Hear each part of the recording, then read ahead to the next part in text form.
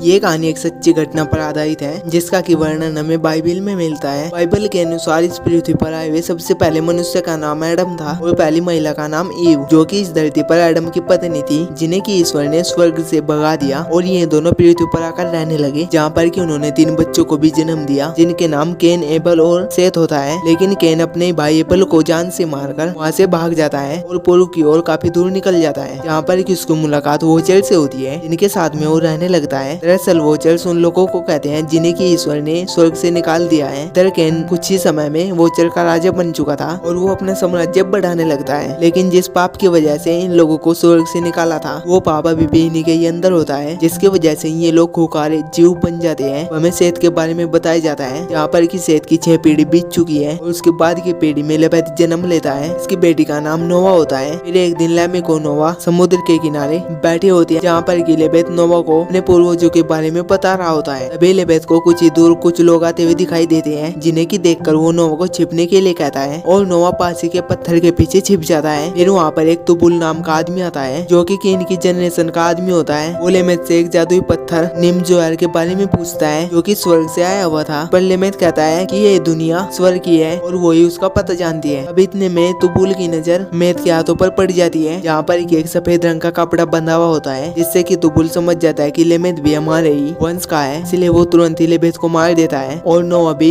जिसको ये सब कुछ पत्थर के पीछे से करता हुआ देख लेता है और फिर ये सीन यहीं पर कट हो जाता है। अब कहानी यहाँ से कुछ साल आगे बढ़ती है, जबकि नोवा की शादी हो चुकी है और उसके 3 बच्चे भी होते हैं। और एक दिन नोवा अपने बच्चों के साथ खेल रहा होता है, तभी उसके सामने आसमान से एक पानी की बूंद आकर नीचे जमीन पर गिरती है, जिसके गिरते उस जगह पर एक फूल का छोटा सा पौधा उगता है, जिस पर की एक फूल भी होता है। अब ये सब कुछ देखकर नोवा काफी आश्चर्यचकित हो जाता है, क्योंकि आसमान में एक भी बादल नहीं होता और ये बूंद कहाँ से आई। तभी नोवा देखता है कि एक जानवर भाग रहा है, जिसके की पीठ पर तीर लगा हुआ होता है और वो नोवा के पास आकर गिरता है और इसके पीछे पीछे इसके शिकारी भी वहाँ पर आ जाते हैं, जो कि नोवा से उस जानवर को छोड़ने के लिए कहते हैं, लेकिन नोवा उन्हें मना कर देता है, जिसके बाद उन लोगों के बीच लड़ाई होना शुरू हो जाती है, जहाँ पर कि नोवा उन सभी शिकारियों को मारकर उस जानवर की जान बचा लेता है। अब उसी रात नोवा एक सपना भी देखता है, जिसमें कि ठीक वैसे ही एक बूंद फिर से जमीन पर आकर गिरती है और वैसे ही एक पौधा उग जाता है और उसके कुछ देर बाद ही पूरी पृथ्वी पानी के अंदर डूब जाती है, जिससे कि पृथ्वी पर एक भी प्राणी नहीं बचता। और तभी नोवा की आंखें खुल जाती है और नोवा इसको ईश्वर का संकेत समझकर तुरंत ही अपने बीवी और बच्चों को लेकर वो अपने दादा मृत्यु राजे के पास जाने की तैयारी करता है, जो कि एक पहाड़ पर रहा करते थे। फिर नोवा और उसका परिवार उस जगह पर जाने के लिए निकल पड़ते हैं। रास्ते में उन्हें एक घायल लड़की नीला भी दिखाई देती है, जिसके की पीछे कुछ लोग पड़े हुए होते हैं, इसलिए नोवा उसकी मदद करने के लिए उसे गोद में उठाकर यहाँ से भागने लगता है। लेकिन तब तक ये लोग नोवा के काफी पास आ जाते हैं, इसलिए अब नोवा अपने बीवी और बच्चों को वहाँ से भागने के लिए कहकर खुद उनसे लड़ने के लिए रुक जाता है। लेकिन उसी समय वहाँ पर एक वोचर भी आ जाता है, जिसे कि देखकर वे लोग डरकर वहाँ से भाग जाते हैं। लेकिन नोवा उस वोचर से लड़ने लगता है और फिर अंत में वोचर नोवा को हराकर बेहोश कर देता है। और फिर जब नोवा की आंखें खुलती है तो वो देखता है कि उसका पूरा परिवार उसके पास ही है और उसके चारों ओर बहुत से वोचर भी खड़े हुए होते हैं, जो कि अनजान कारण से उसे कुछ भी नहीं करते। और फिर नोवा उन्हें बताता है कि पूरी पृथ्वी पानी में डूबने वाली है, लेकिन उसकी इस बात पर कोई भी वोचर यकीन नहीं करता और फिर वे सभी वोचर वहाँ से चले जाते हैं। अब हमें रात का सीन दिखाया जाता है, जहाँ पर कि एक वोचर नोवा और उसके परिवार के सामने आ जाता है, जिसे कि देखकर सभी लोग डर जाते हैं। लेकिन वो वोचर उनसे कहता है कि मैं तुम्हें कुछ भी नहीं करूंगा। इसे बेच नोवा का बेटा उस वोचर से पूछता है कि तुमने हमारी मदद क्यों की, जिस पर कि वोचर उन्हें अपनी कहानी बताते हुए कहता है कि ईश्वर ने हमें एडम और ईव की रक्षा के लिए बनाया था, लेकिन हमने ईश्वर की कुछ बातें नहीं मानी, जिसकी वजह से ईश्वर ने हमें स्वर्ग से उठाकर धरती पर फेंक दिया। लेकिन फिर भी हमने इंसानों की मदद की और उन्हें काफी कुछ सिखाया भी, लेकिन इंसानों ने हमें मारना शुरू कर दिया। लेकिन उस समय तुम्हारे दादा मिथुसाला ने हमारी मदद की, इसलिए अब मैं तुम्हारी मदद कर रहा हूँ। और अब इसके बाद वे सभी उस पर्वत की ओर बढ़ने लगती हैं और काफी चलने के बाद उन्हें वो पर्वत भी दिखाई देता है, यहाँ पर कि नोवा के दादा मिथुसाला रहते हैं। पर्वत पर चढ़ाई करने के बाद फाइनली नोवा को उसके दादा दिखाई देते हैं, जिनसे कि वो अपने सपने के बारे में बताता है, जिस पर भी मिथुसाला जवाब देते हैं कि ईश्वर ही तुम्हें इस समस्या से बाहर निकलने का रास्ता दिखाएंगे। जिसके बाद तभी नोवा को एक और विजन भी आता है, जिसमें कि वो एक बड़ी सी नाव को देखता है, जिसमें काफी सारे जानवर भी बैठे हुए होते हैं और उसका विजन यहीं पर खत्म हो जाता है, जिसे कि देखकर नोवा कहता है कि अब मुझे रास्ता मिल गया। और फिर मिथुसाला उसे एक बीज भी देते हैं, जो कि एडम और ईव के समय का होता है। फिर उस बीज को लेकर नोवा उस पर्वत से नीचे आता है और उस बीज को जमीन में गाड़ देता है। और फिर जब अगली सुबह उनकी आंखें खुलती है तो वो देखता है कि जो वोचर उनकी मदद कर रहा था उसे 2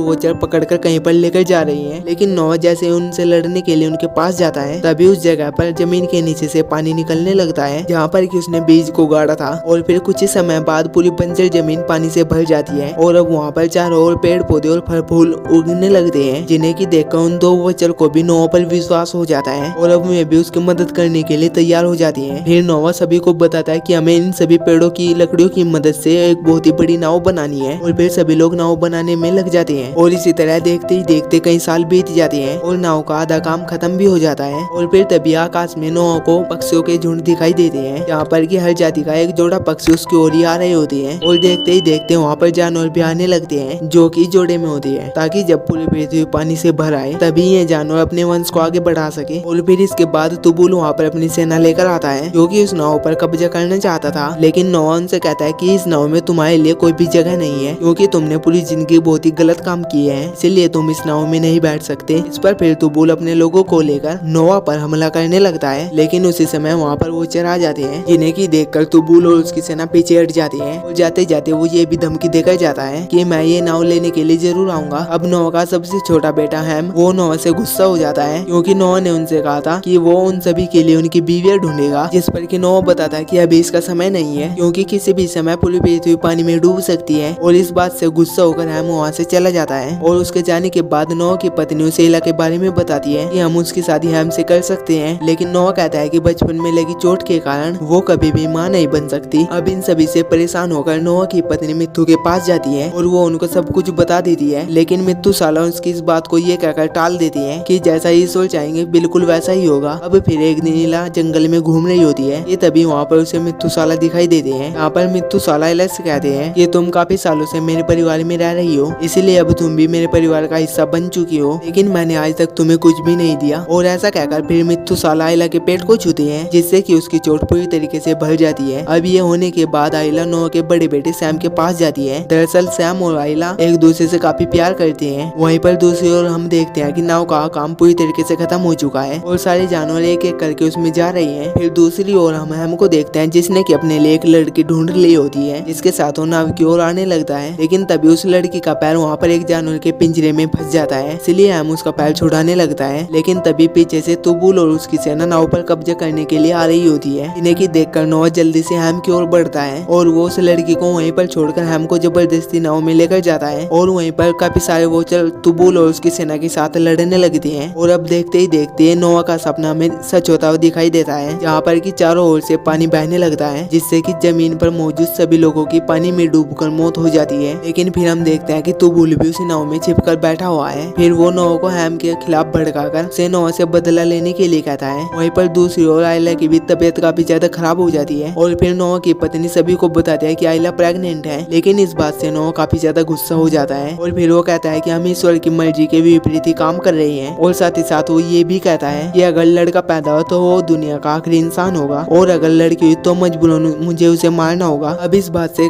सभी लोग काफी ज्यादा परेशान हो जाते हैं और सैम फैसला करता है कि वो आइला को लेकर इस नाव से चला जाएगा ताकि उसके बच्चे बचे रहें। इसीलिए सैम सभी से छिपकर एक नाव बनाने लगता है, लेकिन नोवा उस नाव को देख लेता है और वो उस नाव को जला देता है, जिससे कि सैम काफी ज्यादा गुस्सा हो जाता है। दूसरी तरफ हम तुबुल को जगह दिखा देता है जहाँ पर कि नोवा रहता है और फिर तुबुल नोवा के ऊपर हमला कर देता है और अब इन दोनों के बीच काफी देर तक लड़ाई बजती है, जहाँ पर कि तुबुल नोवा को मारने वाला होता है कि पीछे से हैम आकर तुबुल को मार देता है और फिर इसके बाद हैम नोवा से अपनी गलती के लिए माफी मांगता है। वहीं पर दूसरी ओर आइला को दो जुड़वा बच्ची होती है और जब नोवा को पता चलता है कि दो बच्चे हुए हैं तो वो ये देखने के लिए आता है कि वो लड़के हुए हैं या फिर लड़की। और फिर रास्ते में उसे उसकी पत्नी भी मिलते हैं जो कि उससे झूठ कहती है कि उसे एक लड़का हुआ है, लेकिन नोवा बच्चे को देखने के लिए आगे बढ़ता है और आखिरकार उसे पता चल ही जाता है कि उसे जुड़वा बच्चियां हुई है। फिर आइला अपने दोनों बच्चों को लेकर नोवा के सामने गिड़गिड़ाने लगती है कि तुम मेरे बच्चों को मत मारो, लेकिन नोवा उन बच्चों को मारने के लिए अपनी तलवार आगे बढ़ाता है और फिर वो उनके चेहरे को देखकर उन्हें नहीं मार पाता। वहीं पर दूसरी ओर उनके पास एक कबूतर आता है जो कि अपनी चोंच में घास का तिनका लेकर आता है, जिसे कि देखकर ये लोग समझ जाते हैं कि अभी कुछ ही दूर आगे जमीन है और इसीलिए वे लोग उसी ओर अपनी नाव भी मोड़ लेते हैं, जहाँ पर कि कुछ दूर जाने पर उन्हें वह जगह भी दिख जाती है। जिसके बाद सारे पक्षी और जानवर और नोवा का परिवार भी उस जगह पर उतर जाता है, जहाँ पर कि नोवा अपनी करनी पर शर्मिंदा होकर एक गुफा में अकेला ही रहने लगता है और दूसरी ओर उसका छोटा बेटा हैम सब कुछ छोड़कर कहीं पर चला जाता है। और फिर एक दिन आइला और सैम को नोवा शराब के नशे में समुद्र के किनारे पड़ा मिलता है, जैसे कि आइला कैसे भी करके होश में लाती है और फिर वो उन्हें समझाने की कोशिश करती है कि आप खुद को दोष देना बंद कर दीजिए, क्योंकि नाव पर जो कुछ भी हुआ वो सिर्फ ईश्वर की मर्जी थी। और ये सब कुछ बातें सुनकर अब नोह का मन भी हल्का होता है, जिसके बाद वो खुशी खुशी अपने परिवार के साथ में रहने लगता है। और इसी के साथ हमारी ये कहानी भी यहीं पर एंड हो जाती है। अगर आपको हमारी ये कहानी कहीं से भी अच्छी लगी हो तो मेरे चैनल को सब्सक्राइब जरूर करना। और मैं मिलता हूँ आपसे किसी नई वीडियो में, तब तक के लिए टेक केयर, बाय बाय।